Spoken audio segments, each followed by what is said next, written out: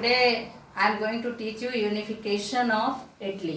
आज हम पढ़ेंगे यूनिफिकेशन ऑफ इटली। इसको समझने के लिए सबसे पहले इटली के यूनिफाई होने के पहले इटली का जो मैप था उसको स्टडी करना होगा, आपको समझना होगा।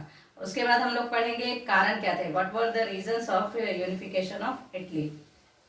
इस मैप को ध्यान से देखिए। ये इटली के यूनिफाइड होने के पहले इटली का एक रफ मैप है। इसमें बहुत सारे पार्ट दिखाए गए हैं। पहले यहाँ समझना होगा कि 1796 में नेपोलियन का इन्वेशन हुआ था यूरोप में।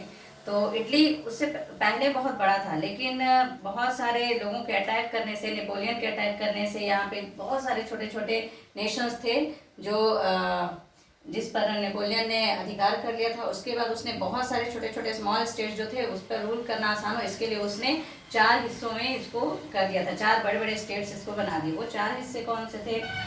लोम्बार्डी था, फिर यहाँ पे पैपल स्टेट्स थे, पार्मा, मॉडना, टस्कनी। उसके अलावा थे ये दोनों जो हैं आइलैंड जो है सिसिलीज हैं। इसको नेपल्स के नाम से जाना जाता था और इसको सिसिली से, बाद में दोनों एक आइलैंड हो गए थे जिनको 2 किंगडम ऑफ सिसिली के नाम से जाना जाता था। ये उसके बाद ये चौथा है गया सार्डिनिया और पीडमोंट। पीडमोंट सार्डिनिया दोनों एक ही नाम से जाने जाते थे और यहीं पर यहीं का पीएम था काउंट कैबुल, जो 1852 में काउंट कैबुल यहाँ का पीएम अपॉइंट हुआ था। और उसने तय किया था कि इटली को हम यूनिफाई करेंगे और जब भी इटली यूनिफाई होगा तो उस पर रूल करने वाला रूलर जो होगा वो पिडमोंट का ही होगा। तो वो उसने अपना कैबूर को ब्रेन ऑफ द इटली कहा जाता है, क्योंकि उसने ही अपने दिमाग से इटली को एक करने की पॉलिसी बनाई थी और वो उसने कर दिखाया।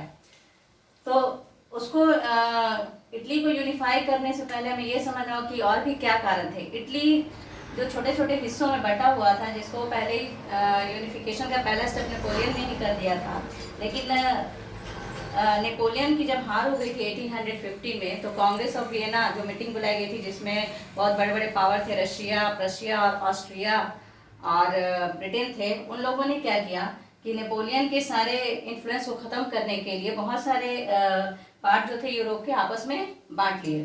तो जिससे क्या हुआ कि ये जो नॉर्थ इटली था पहले, उसमें लोम्बार्डी, वेनिस, पार्मा, मॉडना, टस्कनी और पैपल स्टेट से, इस पे ऑस्ट्रिया का कब्जा हो गया। ऑस्ट्रिया यहाँ पर इनडायरेक्टली रूल करता था।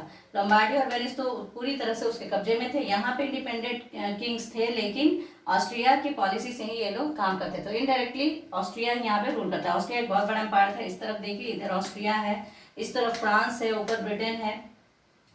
तो इसके लिए काउंट कैबुल ने पॉलिसी बनाई कि किस तरह से इटली को यूनिफाई किया जाए। सबसे पहले वो नॉर्थ की तरफ मूव करता है। वो एक बात और सोचता है कि ऑस्ट्रिया बहुत बड़ा एम्पायर है और हम बहुत छोटे हैं, तो हमें अगर इटली को यूनिफाई करना है तो हमें किसी के हेल्प की ज़रूरत पड़ेगी। तो वो मूव करता है फ्रांस की तरफ। वो फ्रांस को अपना दोस्त बनाना चाहता है। इसके लिए उसने क्या किया कि इस तरफ था ऑटोमान एम्पायर जो अभी काफ़ी बूढ़ा हो चुका था, ओल्ड हो चुका था, कमज़ोर हो चुका था। तो रशिया इस तरफ है जो ऑटोमान एम्पायर पे बार बार अटैक करके उसके बहुत सारे हिस्सों को रशियन एम्पायर में मिलाना चाहता था। इधर थे फ्रांस और ब्रिटेन, जो ये भी एक पावरफुल नेशंस थे, जो कभी नहीं चाहते थे कि रशिया और पावरफुल हो जाए। तो इसीलिए कैरिबियन वॉर हुआ 1800। कैरिबियन वॉर हुआ जिसमें रशिया ऑटोमान एम्पायर पे अटैक किया और ब्रिटेन और फ्रांस एक साथ मिलकर उस पर अटैक किए, क्योंकि वो कभी नहीं चाहते थे कि रशिया पावरफुल हो जाए।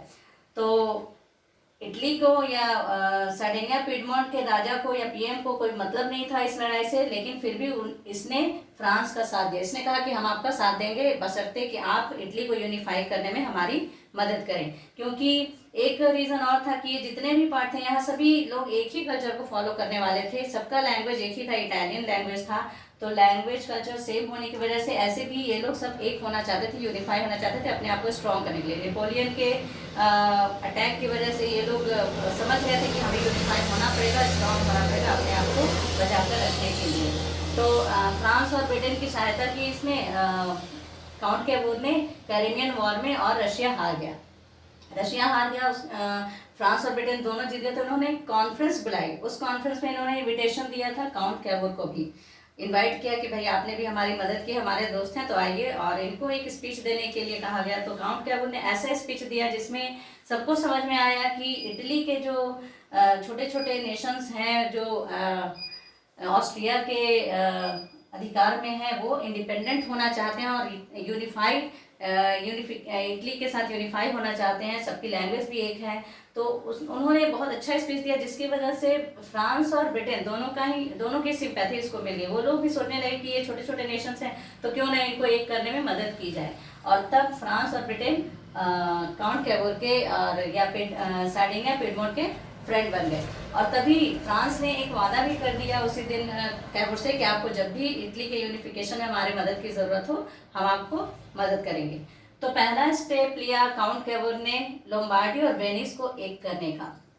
तो ऑस्ट्रिया के साथ जब वॉर हुआ फ्रांस का 1859 में, तो फ्रांस ने कहा कि अगर आप जीत जाते हैं तो मैं अपने कुछ राज्य के क्षेत्र आपको दे दूंगा और उसके बदले में मुझे लोम्बार्डी चाहिए। तो ये एक पीस ट्रीटी हुई थी दोनों के बीच में, फ्रांस और इटली के बीच में। तो जब ऑस्ट्रिया की हालत ऑस्ट्रिया और फ्रांस के बीच जब वॉर हुआ तो ऑस्ट्रिया हार गया यहाँ पर, और लोम्बार्डी जो था वो इस पर काउंट कैबोर का और सार्डिनिया पिडमोंट का अधिकार हो गया। इस तरह से सार्डिनिया पिडमोंट के साथ काउंट कैबोर ने लोम्बार्डी को मिला लिया। लेकिन वेनिस भी जीत लिया गया, लेकिन पहले से ही फ्रांस और ऑस्ट्रिया के संबंध अच्छे थे, इसलिए फ्रांस ने पहले से ही पीस ट्रीटी कर ली थी कि वेनिस को हम लोग नहीं टच करेंगे। तो वेनिस पहले फ्रांस की जीत हुई, फिर भी वेनिस इंडिपेंडेंट ही रह गया और वेनिस को सार्डिनिया पिडमोंट में नहीं मिलाया जा सका। लेकिन हाँ, यहाँ ये हुआ फेज 1 में कि लोम्बार्डी को सार्डिनिया पिडमोंट के साथ मिला लिया गया। हाँ, तो यहाँ हमने देखा कि फेज 1 में जो हुआ 1859 में वॉर हुआ। इस वॉर के होने का एक और वजह था कि काउंट कैबोर जो था इन लोगों को प्रोवोक करने लगा था लोम्बार्डी और वेनिस को कि भैया आप इंडिपेंडेंट हैं तो क्यों ऑस्ट्रिया के अंडर में रहते हैं। तो ऑस्ट्रिया ने कहा कि ये सब नहीं चलेगा, तुम इनको नहीं भड़का सकते। लेकिन और इसीलिए और फ्रांस को भी कहा उसने, तो फ्रांस ने भी हेल्प नहीं की और इस तरह से वॉर हुआ था। अब दूसरे फेज की तरफ जाते हैं जिसमें अब काउंट कैबोर ने सोचा कि पार्मा, मोडेमा और टस्कनी और पैपल स्टेट को भी मिला लिया जाए। ये यहाँ नॉर्थ भी है और इस सेंट्रल पार्ट भी हो गया इटली का। तो उसने क्या किया, जब लोम्बार्डी सार्डिनिया पिडमोंट के साथ आ गए तो ये लोग भी इटालियन लैंग्वेज बोलने वाले थे और इनका कल्चर भी बिल्कुल सेम था। तो इनको भी लगने लगा कि क्यों ना हम भी इटली के साथ मिल जाएं और यूनिफाई हो जाएं। तो ये लोग आवाज़ उठाने लगे और इसमें काउंट कैबोर भी इनकी मदद इनको सपोर्ट करने लगा। तो ऑस्ट्रिया ने कहा भाई ऐसा नहीं चलेगा, आप क्यों इन लोगों को प्रोवोक कर रहे हैं। और उसने ऑस्ट्रिया ने अपने सैनिक यहाँ पर भेज दिए कि हालांकि ये लोग इंडिपेंडेंट किंग थे लेकिन ऑस्ट्रिया की पॉलिसी से ही काम करते थे। तो इन लोगों को भी लगता था कि हम आज़ाद हो जाए और अपने तरीके से काम करें और इटली के साथ यूनिफाई हो जाए। तो जब ऑस्ट्रिया ने यहाँ पे अपने सैनिक भेजे और उसने फ्रांस से मदद मांगी, तो फ्रांस ने कहा भाई हम तो मदद नहीं कर सकते, क्योंकि फ्रांस और काउंट कैबोर की पहले से ही दोस्ती थी। वो चाहते थे कि भाई ये इटली लैंग्वेज बोलने वाले हैं, इटालियन लैंग्वेज बोलने वाले सब एक हो जाए तो इसमें क्या गलत है। ब्रिटेन से भी ऑस्ट्रिया ने मदद मांगी, ब्रिटेन ने भी मदद करने से मना कर दिया। तो क्या हुआ फिर, पार्मा, मोडेमा, टस्कनी जो थे यहाँ पे रिवोल्ट हो गए, ये ऑस्ट्रिया से आज़ाद होना चाहते थे। तो फिर एक वोटिंग करवाई गई। उस वोटिंग में काउंट कैबोर ने सोचा चलो एक वोटिंग करवा देते, इन्हीं से पूछ लेते हैं कि ये ऑस्ट्रिया के अंडर में रहना चाहते हैं या फिर आज़ाद होना चाहते हैं। तो जो वोटिंग करवाई गई उस वोट में इन लोगों ने वोट किया काउंट कैबोर को और वो चाहते थे कि हम इटली के साथ ही मिल जाए। उसके बाद फिर पार्मा, मोडेमा और टस्कनी जो थे वो लोम्बार्डी, सार्डिनिया पिडमोंट के साथ मिल गए और ये पूरा पार्ट इटली का एक साथ हो गया। अब उसी दौरान पैपल स्टेट के भी छोटे छोटे जो पार्ट थे वो भी कुछ वहाँ भी रिवोल्ट हो रहा, तो कुछ और पार्ट यहाँ मिल गए। तो इतना अब समझें कि नॉर्थ और सेंट्रल इटली का पार्ट यूनिफाई हो गया। अब रह गया था यहाँ पर रोम, यहाँ पर था रोम और ये बोथ सिसिलीज। ये जो है बोथ सिसिलीज, यहाँ पे बर्बन डायनेस्टी के किंग थे जो स्पेन के किंग थे, यहाँ पे रूल करते थे। और बर्बन डायनेस्टी थी फ्रांस की। नेपोलियन बोनापार्ट का जो भतीजा था नेपोलियन थर्ड, जो मदद कर रहा था काउंट कैबोर की, वही उसी के वंश के यहाँ पर रूलर्स थे। तो अगर यहाँ पर अटैक करता काउंट कैबोर तो फ्रांस के अगेंस्ट हो जाता। तो उसने पॉलिसी निकाली कि क्या किया जाए कि इसको जीत लिया जाए। तो उसने बुलाया गैरीबाल्डी को। गैरीबाल्डी जो एक सेलर था और वो मैजनी से मिला था जब 1833 में, और उसने 1848 तक रिवोल्ट में काफ़ी साथ दिया था। वो भी रिवॉल्यूशनरी था जिसने मैजनी के विचारों से काफ़ी ये हुआ था, मोटिवेट हुआ था, और वो इटली को यूनिफाई करने में इमानुअल सेकंड के टाइम में भी आया था और यूनिफाई करने में मदद किया था। लेकिन जब मैजनी ने सीक्रेट सोसाइटी बनाई थी यंग इटली के नाम से, तो वो भी गैरिबाल्डी भी साथ में था। लेकिन जब ये लोग काफ़ी एक्टिव थे तो इनको एग्जाइल दे दिया गया, और एग्जाइल होने के बाद ये साउथ अमेरिका में भागकर चला गया। साउथ अमेरिका में इसने अपनी गुरिल्ला वॉर की टेक्निक सीखी और अपनी एक आर्मी बनाई जिसको रेड शर्ट के नाम से जाना जाता था। तब काउंट कैबोर ने कहा उससे कि भाई तुम और हमारी मदद करो इटली को यूनिफाई करने में।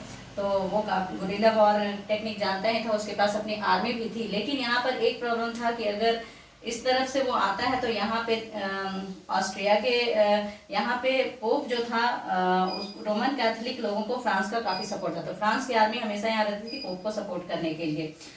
और यहाँ पेपल स्टेट थे, कुछ ऑस्ट्रिया के अंडर में थे और कुछ काउंट कैबोर के अंडर में ही थे, यानी इटली के साथ ही थे। तो अब यहाँ से अगर आर्मी आती है सिसिली की तरफ जाती है तो यहाँ पे हो सकता है इनको लगे कि हमसे वॉर करने के लिए आ रहा है। तो उससे पहले ही काउंट कैबोर ने क्या किया कि फ्रांस की आर्मी थी यहाँ पे, फ्रांस से इमानुअल थर्ड से उन्होंने बात कर ली, सॉरी फ्रांस के राजा नेपोलियन थर्ड से उन्होंने बात कर ली और कह दिया कि भाई ये हमारे पता नहीं कौन है, सिसिली में किसी ने अटैक किया, तो हम अपने सैनिक भेज रहे हैं वहाँ पर वॉर करने के लिए। तो वो गैरिबाल्डी वहाँ गया बोथ सिसिलीज में, और वहाँ पर उसने अटैक किया और वहाँ पर वह जीत गया। यहाँ नेपल्स और सिसिली।